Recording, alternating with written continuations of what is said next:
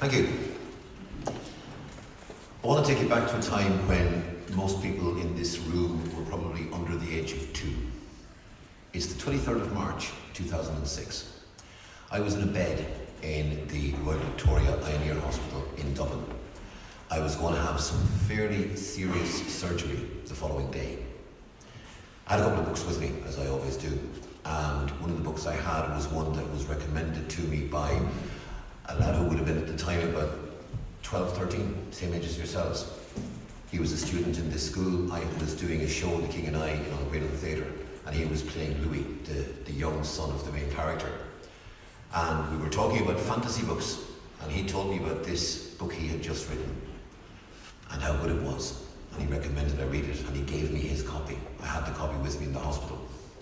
And I picked it up in the bed the day before my surgery, because, quite frankly, I wanted to be anywhere else but in a hospital bed in Dublin facing surgery.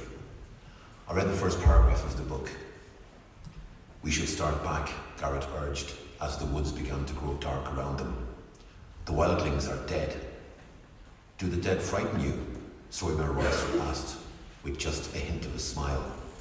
Garrett did not rise to the bait. He was an old man, past 50. He had seen the lordlings come and go. "Dead is dead," he said. "We have no business with the dead." Some of you know what this book is already. For those who don't, I'll just read another little excerpt from a bit further on. A woman whose name is Caitlin is at the bedside of her son, who has been pushed out of a window of a tower.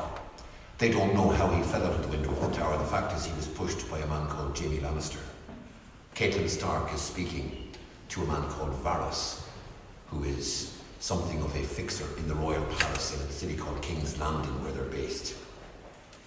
"Good lady," Varys said with great solicitude, "there are men in the free cities with wondrous healing powers. Say only the word, and I will send for one for your dear Bran." "Maester Luwin is doing all that can be done for Bran," she told him. She would not speak of Bran, not here, not with these men. She trusted Littlefinger only a little, and Varys not at all. She would not let them see her grief. "Lord Baelish tells me that I have you to thank for bringing me here." Varys giggled like a little girl. "Oh yes, I suppose I am guilty. I hope you forgive me, kind lady." He eased himself down into a seat and put his hands together. Caitlin Stark stared at the eunuch in stunned disbelief. He was a spider, she thought wildly, an enchanter, or worse. He knew things no one could possibly know. This book is the first book in a series called A Song of Ice and Fire by George R.R. Martin. This book is called A Game of Thrones. A couple of years later, I heard Game of Thrones was going to be turned into a TV series, and I said to my wife, either one of two things is going to happen. This is either going to be an absolute disaster, or this is going to be the greatest TV series that was ever made. Because the breadth of imagination, the breadth of vision, and the breadth of story in that series of books by George R.R. Martin is stunning. And if TV producers could translate what is in this series of books onto a screen and do it justice, they would be making something phenomenal. I'm glad to say they did. For those of you who've watched Game of Thrones, it is a brilliant series. The reason it's a brilliant series is it starts here. These pages, this is just the first book. There are 5 other books of this size, and the TV series has passed out the books now. Passed it out years ago, actually. Reading takes you from where you are to someplace different. And the wonderful thing about reading, the wonderful thing about books, is the author writes the story. The author puts the story in your head, but your head does the rest. Your head visualizes what the city looks like. Your head visualizes what the palace looks like. If you read A Game of Thrones, the battle is taking place in your head. It is feeding your imagination. You're not being told by a director what it looks like. You're not being told by a picture what it looks like. You and your imagination are coming up with wonderful pictures in your head. And the reason people say that the book is almost always better than the film, and I agree the book usually is better than the film, is that no film director, no TV producer can come up with pictures and stories and visions as good as what's in your head. And sometimes I think the biggest problem when people talk about, oh, kids are spending too much time looking at computer screens and it's all phones and it's all iPads, blah, blah, blah, blah, blah, which to a certain extent at times is true. The biggest thing about reading, as distinct from looking at screens, looking at films, looking at TV stories, is reading brings you places and reading makes you go there. And it's you that are doing it. The author writes wonderful words. I don't know if anyone here has read Artemis Fowl by Owen Colfer. One of my absolute favourite books. I love the Artemis Fowl books.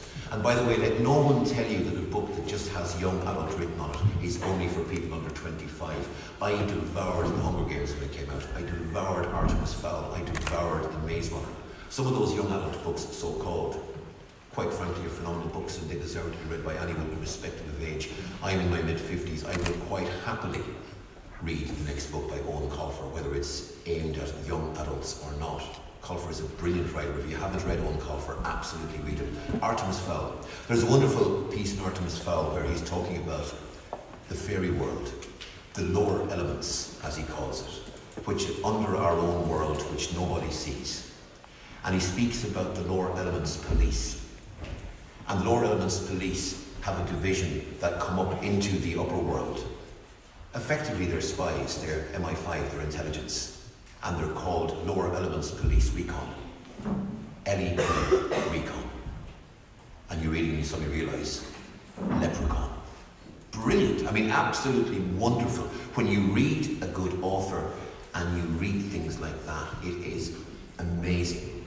You read that story and as you are reading your story, as I said, in your head, you are determining what the LEP Recon looked like. You're determining what the fairies look like. You might have seen pictures of fairies in books and TV screens, whatever, over the years. But what you are doing is in your head, and that's why I always say to people, reading is fantastic. Reading feeds your head. Reading brings you places that you don't know exist. Even more importantly, reading makes you create places that don't exist now.